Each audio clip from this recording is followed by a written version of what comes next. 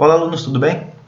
Esta aula de monitoria é referente à aula do dia 23 de julho de 2020, para os alunos de mestrado e doutorado da disciplina de Fenômenos Interfaciais, cuja disciplina é ministrada pelas professoras Ellen e Vera. Me chamo Marlon Gama, aluno de doutorado do PEC, e neste vídeo estarei justamente com os alunos da disciplina resolvendo alguns exercícios da lista que a professora Ellen disponibilizou no Moodle. Estarei colocando a lista, bem como os slides que estou apresentando aqui com as resoluções, no Drive da turma, link na descrição. Quem tiver interesse em alguma questão específica, na descrição do vídeo também estará localizado o tempo em que é resolvido e comentado cada questão. Sem mais delongas, espero que todas as dúvidas sejam sanadas e qualquer dúvida adicional, deixem nos comentários ou no grupo da turma.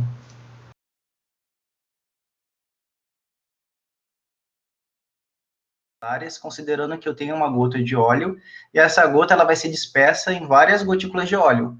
Só que o enunciado não dá a quantidade total dessas gotinhas menores que são formadas. Ele dá o total ele só diz que essa gotinha que vai ser formada, ela vai ter 1000 nanômetros. Mas ele dá o volume inicial do óleo.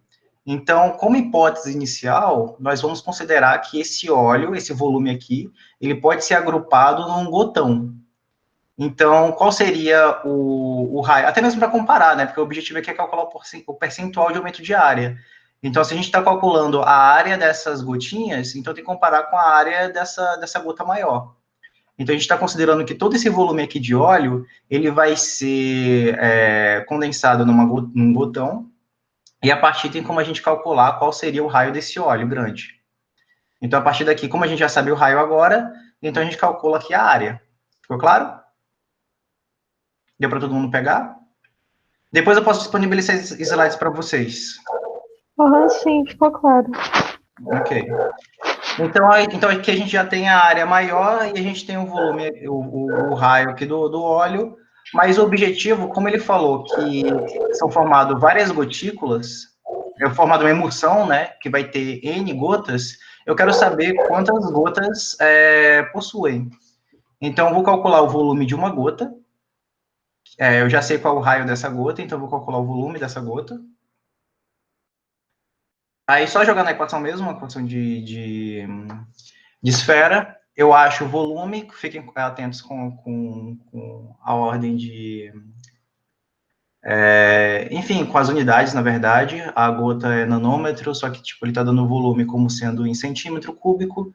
Então, tipo, calculei o volume de uma gota em centímetro cúbico. Segundo, tem alguém tentando entrar? O ruim é que quando eu faço isso aqui, aí eu tenho que parar um pouquinho.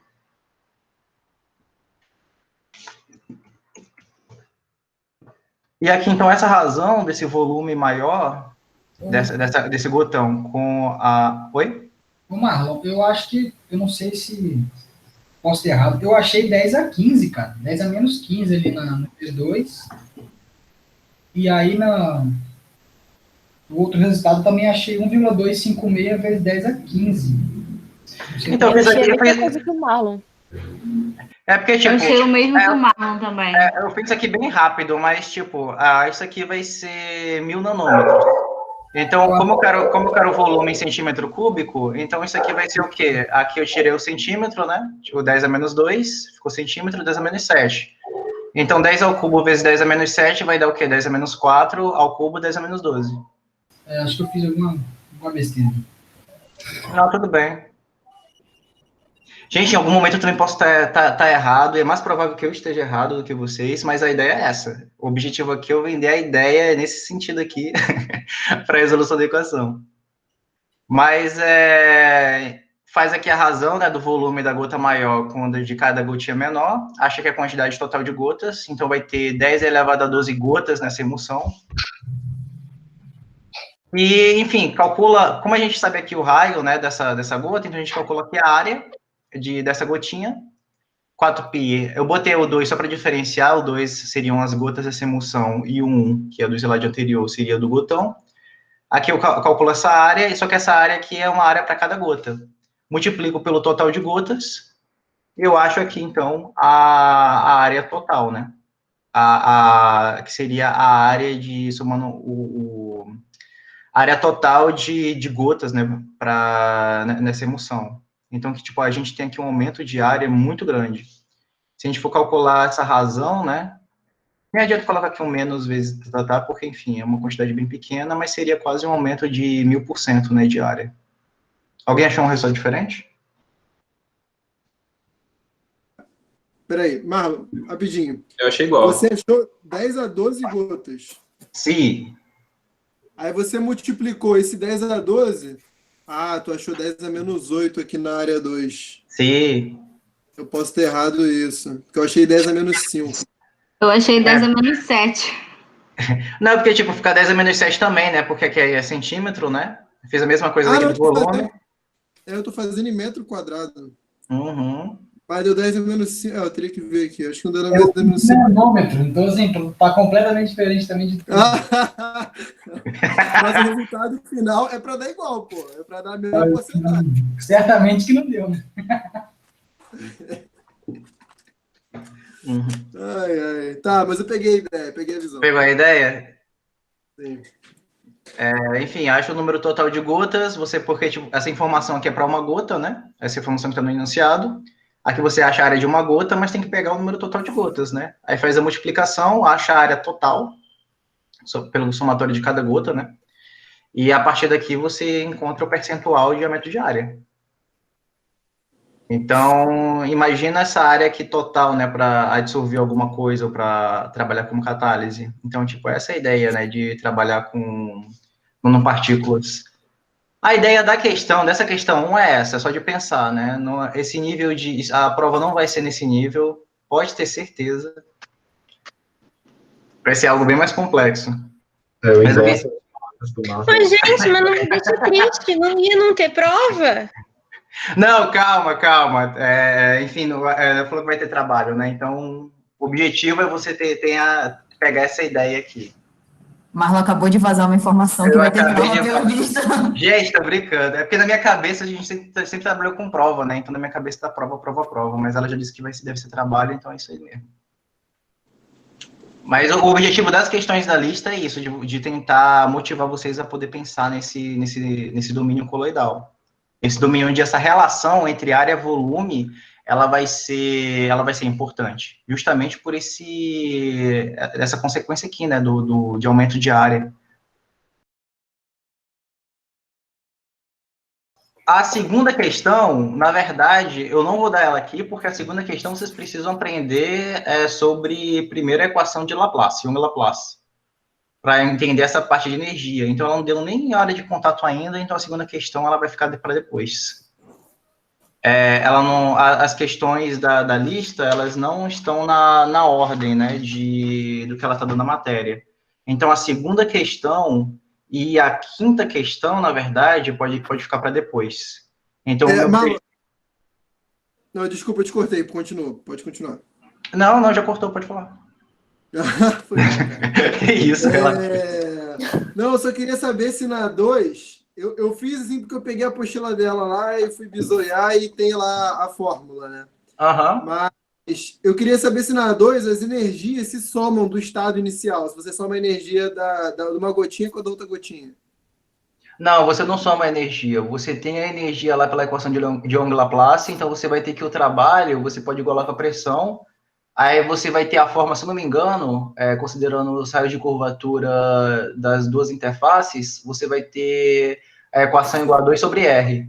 Vai ficar 2 vezes a tensão dividido por R. E você vai ter para a gota maior, você vai ter 2 vezes a tensão, que é o mesmo material, sobre um Rzão. Beleza. Então, aí você vai... Mas a relação entre o R, você tira pela equação da esfera, né?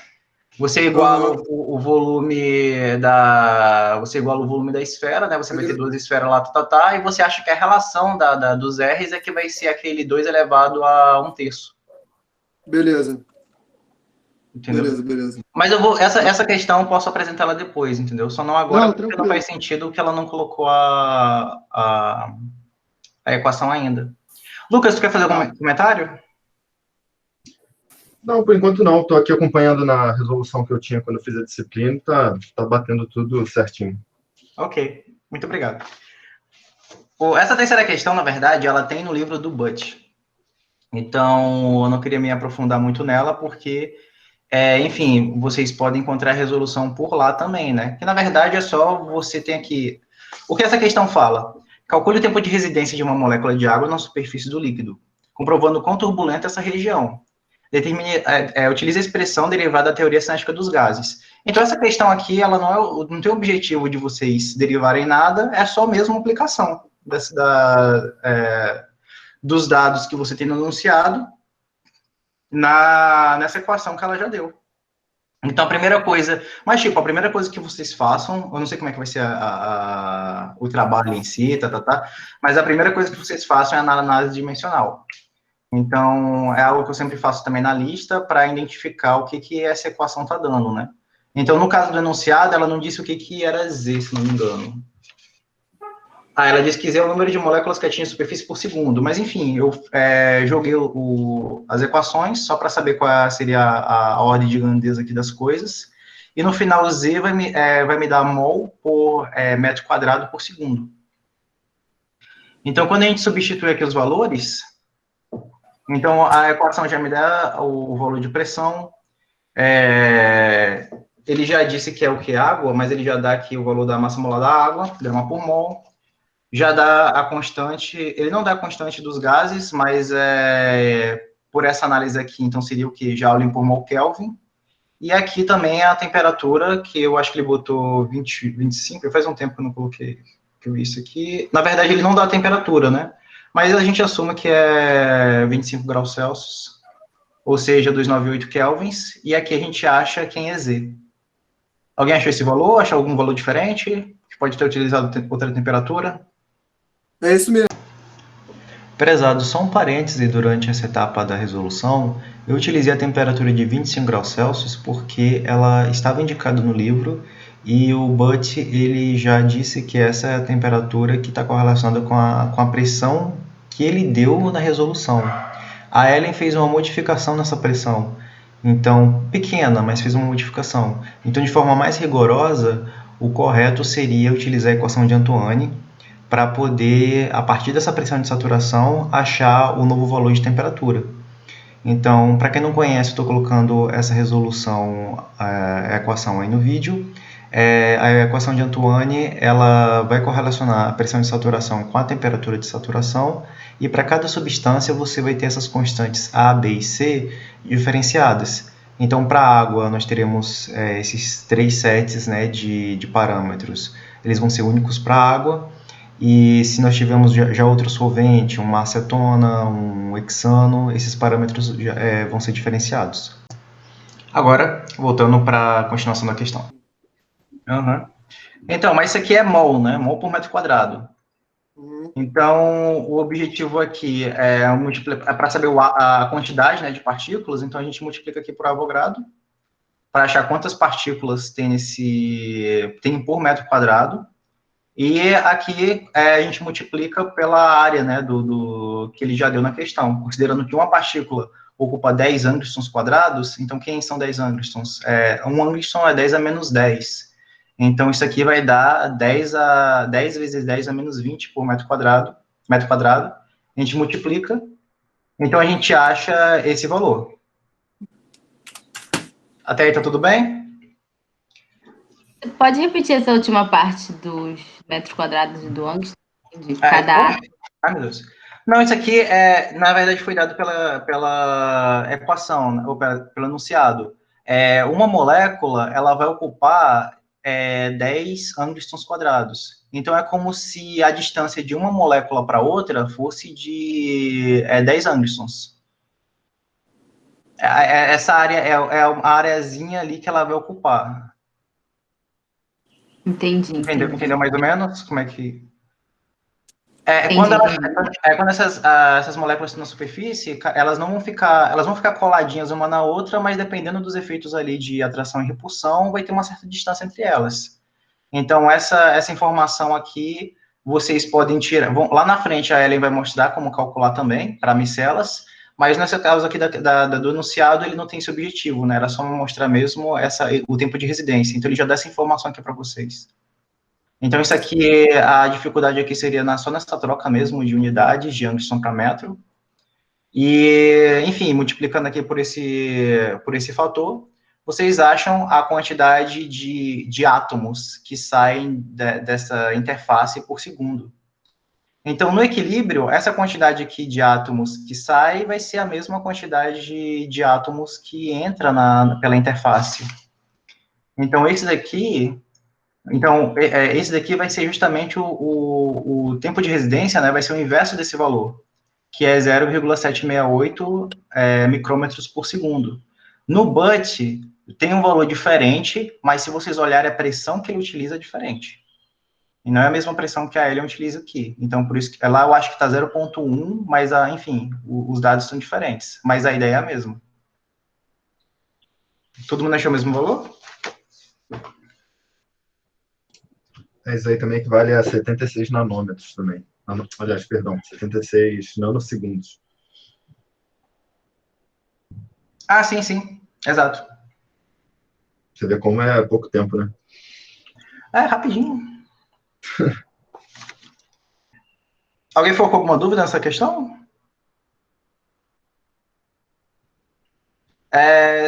Enfim, como eu falei, né, eu vou passar esses slides, então se alguém não tiver feito essa questão, pode ficar tranquilo que eu vou repassar para vocês.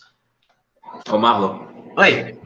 A minha maior dúvida mesmo era em relação à temperatura. Até estava conversando com uns colegas aí e eles falaram que podia talvez usar a equação de Antoine para poder encontrar, porque ela dá PSAT, e aí a gente colocaria e acharia. Assim, óbvio que acabou dando muito próximo, que a diferença da temperatura para 25 graus Celsius foi muito pequena, mas assim, acho que talvez tenha sido algum tipo de sorte, alguma coisa que acabou sendo a mesma coisa, mas se fosse uma outra pressão, para uma outra substância pura, talvez não valesse tanto certo, né?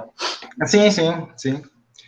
Mas, tipo, eu nem me toquei nessa parte, eu botei logo 25 graus Celsius, porque, enfim, eu fui pela ideia, né, do objetivo, que era para vocês terem noção desse tempo de residência da molécula, né? Sim. Peraí, alguém tá tentando entrar.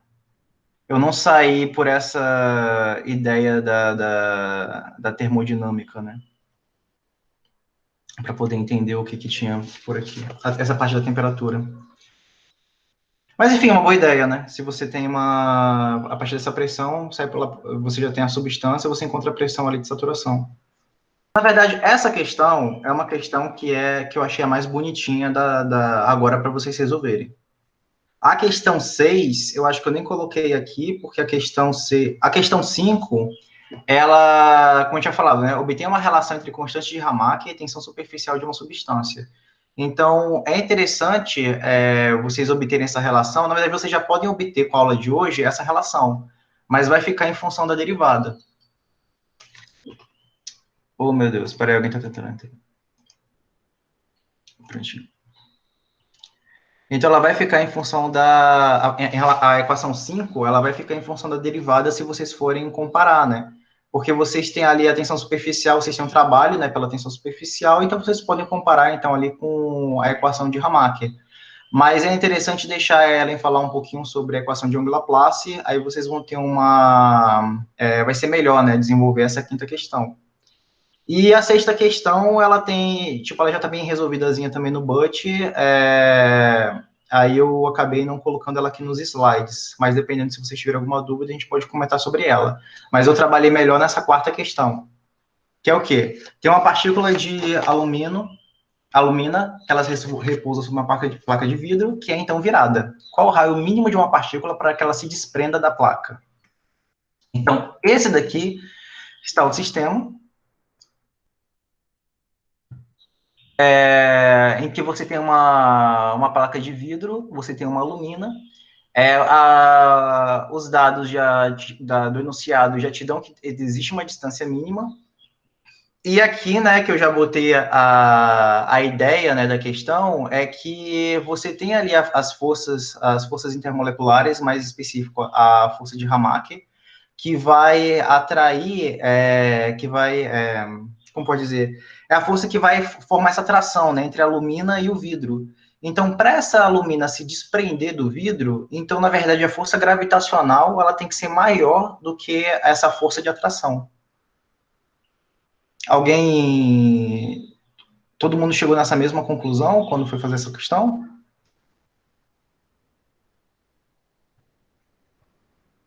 Ok, eu acho que sim.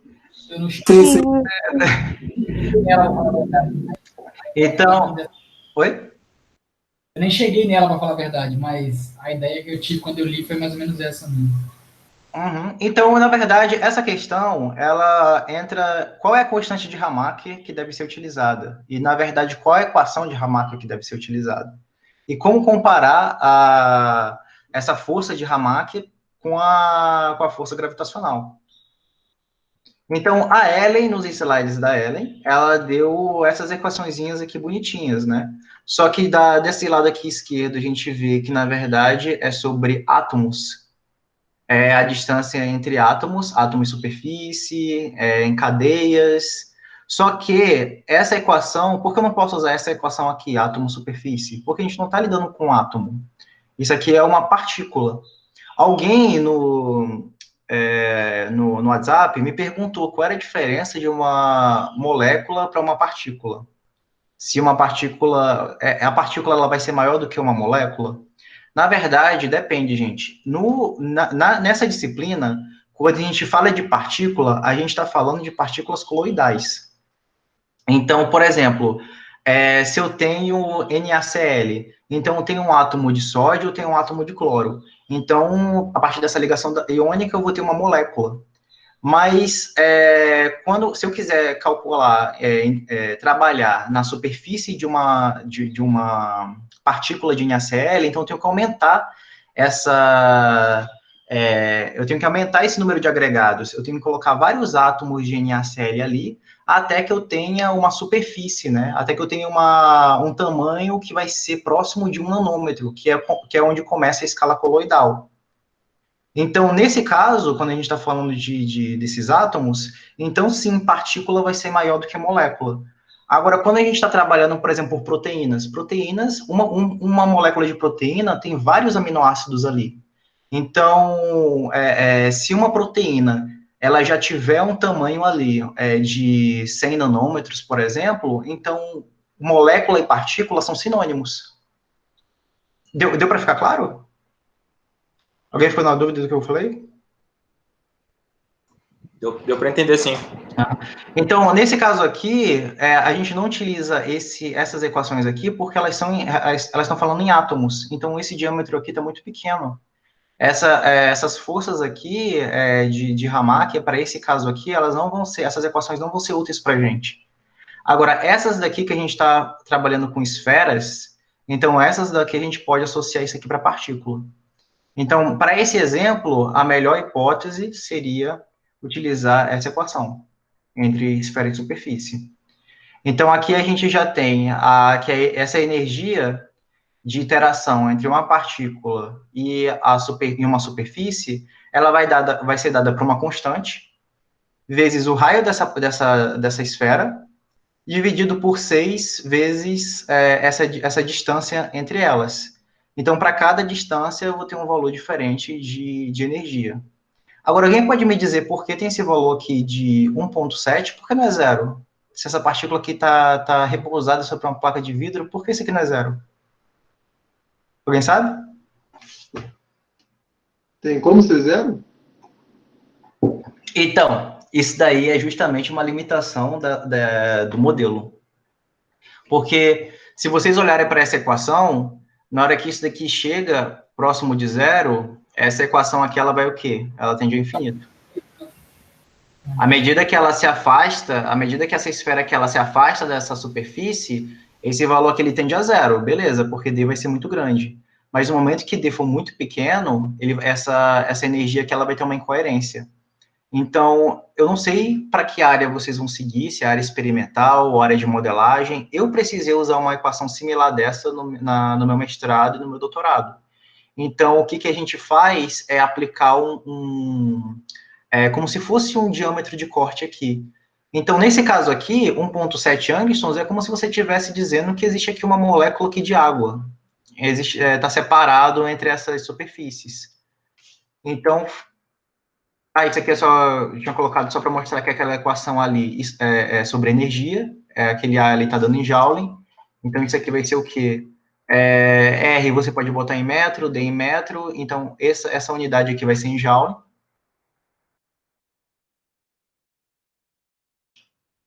E, não deixa eu botar dele a molécula de água. Mas, assim, o interessante é que essa equação aqui, ela está dando em Joule. Mas se a gente for comparar com a parte da força gravitacional, a gente precisa derivar essa equação. Porque a gente quer calcular, na verdade, a força. Então, a derivada da... Nossa, sempre confundo essa parte. A força, na verdade, vai ser uma derivada de energia. Então, a gente deriva aquela equação de energia e a gente encontra a força dada por Hamakea. E a gente iguala com a força gravitacional. Então, vocês viram que não foi só pegar a equação, né? Mas a gente teve que fazer uma derivada no cálculo.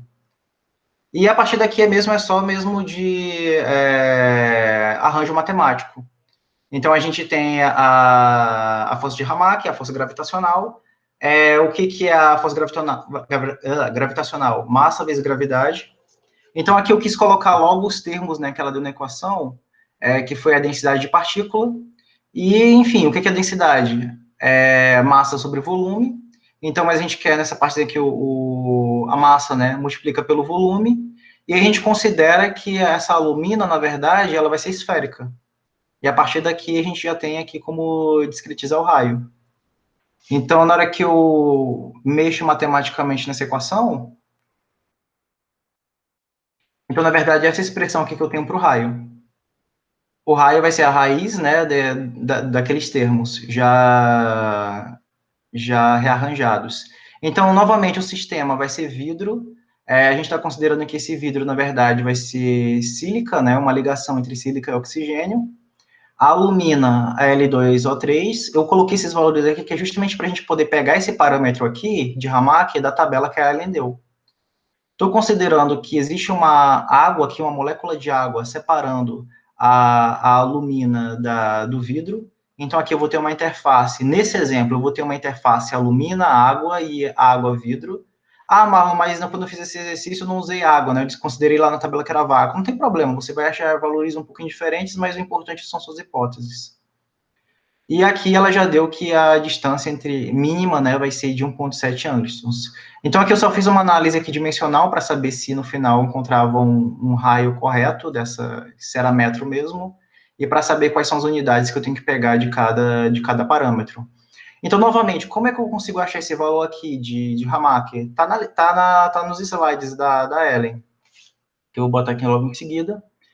Então, como eu estou considerando uma interface alumina, água, alumina, então eu peguei essa constante, na verdade eu peguei essa média, né, eu peguei logo tudo, esses valores, 2,8, 6,7, como aqui está mostrando o intervalo, então na verdade eu calculei uma média. E a mesma coisa eu fiz para sílica. Aqui tem um intervalo, 0,16 e 1,51. Então, na verdade, eu peguei a média de cada um. E para calcular, então, esse valor de Hamakea entre a alumina e a sílica, na verdade, eu usei aquela relaçãozinha que tem nos slides. Alguém tem uma dúvida até agora? Não, tá de boa, pelo menos pra mim. Uhum. Então, só voltando aqui. Já encontrei aqui a equação da força, igualei as forças, agora eu preciso, já tenho todos os dados aqui que eu preciso para resolver a equação, só falta esse dado aqui da constante de Hamakea entre a alumina e o vidro.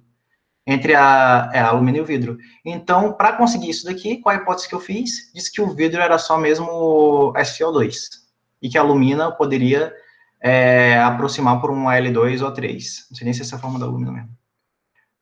E a partir daqui eu tiro esses dados de constante a partir da tabela que já tem nos slides da Ellen.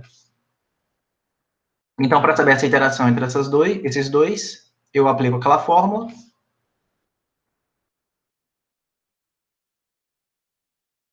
E esse aqui já é o valor, né, que eu encontrei. Multiplicando aquelas duas constantes e tirando a raiz. Então, aqui eu já tenho todos os dados que eu preciso para resolver a equação, e eu acho um raio mínimo de 31,6 micrômetros. Então, acima disso, acima desse raio, a partícula ela já vai ser desprendida da placa. Alguém achou algum resultado parecido? Alguém tem algum comentário? Marlon, você pode, por favor, explicar um negócio? Claro. Na hora de calcular a constante de Hamaker, Hum. eu desenvolvi a questão toda, mas eu parei que eu fiquei muito confusa. Porque eu vi essas equações para calcular quando tem essas duas opções, tipo, tem os dois dados e quero calcular uma separada, né? Uhum. Só que eu não sabia o que usar porque eu achei que eu tivesse que fazer alguma coisa tipo o A 1, 2, 3, tipo 1, 3, 2, no caso, sei lá, com água no meio dos dois. E aí você calculou um que só tem A, 1, 2. E aí eu não consegui entender ainda esse negócio de Eu também não quando que entendi eu essa vou usar parte. esse meio 3, quando que eu não vou usar, como que eu calculo cada um. Uhum. Então, nesse caso aqui, como o meio é o mesmo, então aqui eu nem coloquei, né, 132, 131, ou seja lá o que for. Mas a ideia seria o quê? Como não tem essa iteração, por exemplo, como não tem alumina, água e sílica, no caso, então eu procurei só para o puro, né, que seria aqui é meu 3, seria o A131, e depois calculei o para esse daqui, que seria, sei lá, a A232, né? E aqui eu tirei a média mesmo, normal. E eu utilizei, na verdade, aquela equação simplificada do... Nossa, aqui. Essa equaçãozinha aqui, só que, tipo, aqui eu omiti, na verdade, o meio, porque o meio dos dois são iguais, né? Só que aqui a ordem dos fatores não altera, né, o resultado. Então, na verdade, essa equação aqui é bem simplificada, mas eu apliquei só para entender, só para, enfim, conseguir tirar um valor médio aqui dessa interação entre a sílica e a alumina. Mas você poderia ter utilizado também esses dados aqui e achar um valor diferente, né? Mas porque aqui eu estou considerando que tem a água, né? Então, por isso que eu usei esse meio. Mas vocês poderiam ter utilizado esses valores aqui sem problema algum. Tá, deixa eu te perguntar um outro negócio. Nesse slide da Ellen, tem uma outra equação, que tem a diferença das raízes das constantes ao quadrado. Aí o que seria essa? Você tá com esse slide aí, pra você olhar? Pergunta complicada. Peraí. Essa dali foi a última apresentação mesmo? Deixa eu aqui ver se eu tenho aqui os slides.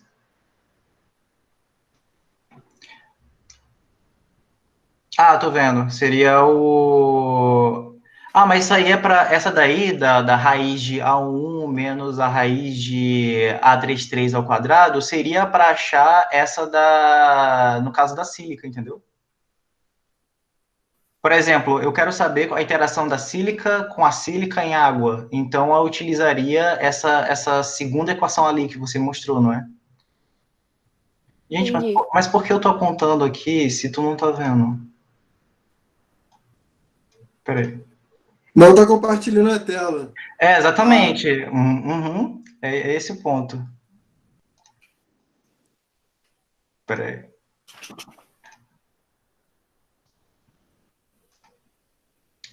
Pronto, estão vendo?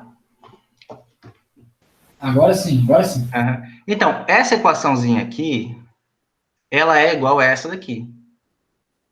Tá vendo? É porque como o meio aqui é o mesmo para todos, então só tirou 3, né?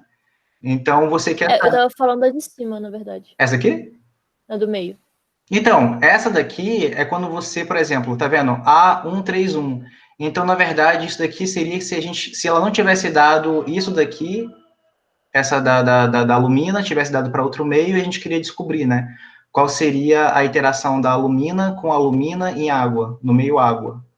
Então, aqui você calcularia o Ramak para alumina em um meio, sei lá, vácuo, talvez, menos o para água em outro meio. Aí você acharia esse valor. Isso aqui é só para mudar o meio. Mas seria para a mesma substância. Aqui essa equaçãozinha aqui que a gente tá no meio, no mesmo meio, mas as substâncias são diferentes, as interações são diferentes. Tá, acho que entendi, obrigada. De nada. Não sei se ficou confuso. Eu posso ver depois outra questão dessa de Hamaker para ver se fica interessante. Marlon, eu fiquei com dúvida em como que você calculou o A1, porque tem um intervalo ali, né, e também tem um Hamaker experimental. Como é que você fez mesmo para chegar no valor? Que eu me perdi. Eu calculei a média. Você calculou a média. Mas Ou você saiu somando todos e dividiu por 3, ou você pegou o intervalo, dividiu por 2, depois somou com o experimental? Olha, o que eu fiz, esse aqui foi o resultado que eu fiz quando estava na disciplina da Ellen. Eu peguei o menor intervalo do calculado e o maior intervalo que for do experimental. Aí calculei a média. Isso está certo, não? Entendi. Está certo, não. Quando vocês calculam, posso até modificar aqui os valores depois, mas se vocês estiverem fazendo isso, sei lá, se for para pesquisa, óbvio que vocês vão usar uma equação que vai ser bem mais complexa, né? Mas o correto seria, se for calcular uma média, pegar esse valor aí, que é de 2,8, somar com 4,7 e vocês podem calcular a média daí. Entendeu?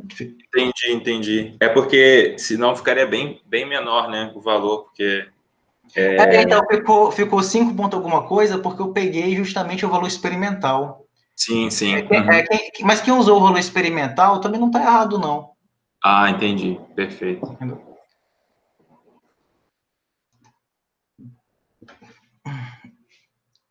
Alguém tem alguma dúvida em relação a essas questões? Teve alguém que não fez nada e tá voando e tá achando muito interessante? Na última questão, você tinha usado a densidade como 3.000 kg por metro cúbico, foi isso? Então, eu acho que deveria ser 3 vezes 10 a 6 kg por metro cúbico.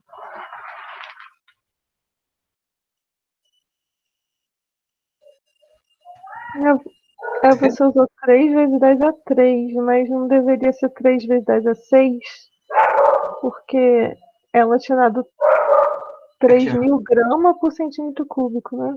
É porque esse carinha aqui, o A, ele é Joule, né? Ele vai ficar... Então, vai ser quilograma vezes metro por segundo quadrado vezes metro. Então, se aqui eu botar grama, tirar assim do SI, né? Então, vai dar errado. Esse aqui tem que ser em quilograma. Mas é porque eu acho que você converteu errado, porque aqui tá 3.000 gramas por centímetro cúbico, que é igual a 3 vezes 10 a 6 quilogramas. Tá. Aqui eu botei... Gente, na minha cabeça que tinha 1 quilograma. Mas tá certo, porque quilograma por metro cúbico é equivalente a grama por centímetro cúbico. Eu acho que não, é? Porque a água, 1 grama por centímetro cúbico é igual a 1.000 quilogramas por metro cúbico, né? Da água, eu acho que tem que multiplicar por vezes 10 elevado a 3. Tem 10 a sexta, então vai ficar... Vai ficar quilograma... tá certo, é 10 a sexta. Eu vou modificar. Valeu, obrigado. Fiz errado essa partezinha aqui. É que é um 6 aqui. Galera, para quem não entendeu, a gente está falando sobre essa parte da densidade, que era para ser 10 a sexta, só que eu escrevi 10 ao cubo. Mas eu acredito que eu devo ter errado só na parte escrita, né? Porque quando eu fui refazer os cálculos, acabou que deu os mesmos resultados. Então, peço que façam aí em casa, e depois me digam se bateu ou não o resultado, ou se deu muito diferente, ok? E, enfim, isso daí também serve para lembrar para sempre prestar atenção nas unidades. E obrigado aí para quem me indicou aí o erro. Obrigado, Gabi, pela dica aí. Eu vou fazer essa correção. A 6 tem como... Deixa eu ver aqui o bot.